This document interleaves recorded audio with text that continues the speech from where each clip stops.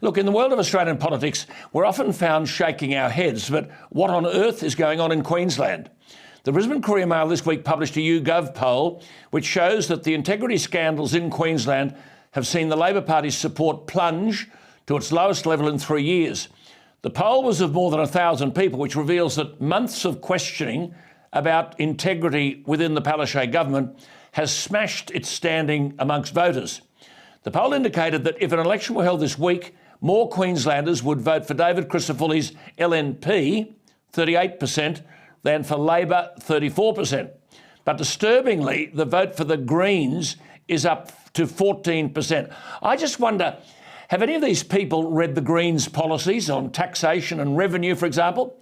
One of them is any fine that you get, listen to this, would be based on a percentage of an individual's gross income. Work that out. And of course, with $77 billion coming into Queensland's coffers from the resource industry, the Greens will attack resources from every angle. Nonetheless, the two-party preferred vote is locked 50-50.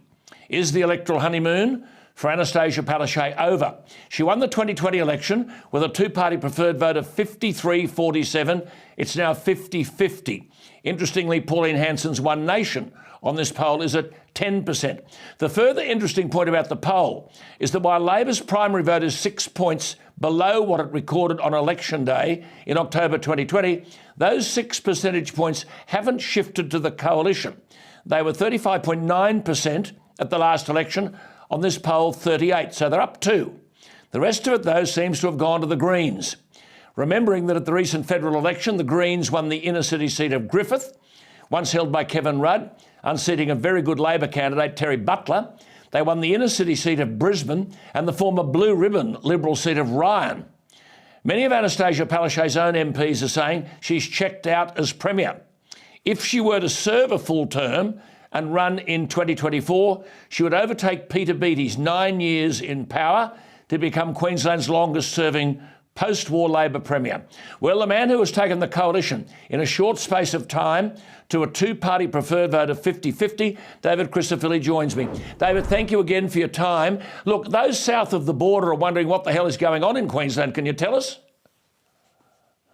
We wonder the same thing, Alan, and at the moment, the reason why people are losing faith with the state government is, quite frankly, they've stopped listening. Now, you mentioned in your introduction about her own MPs have said she's checked out. What Queenslanders are saying to me is it's all about the glitz and the glamour and the red carpet, and it's not about substance anymore. And if you look at our ambulance ramping at 42%, that's the worst in the nation. If you look at the repeat cycle of juvenile crime where the same offenders do the same thing, get a slap on the wrist back out there, you look at our NAPLAN results in education.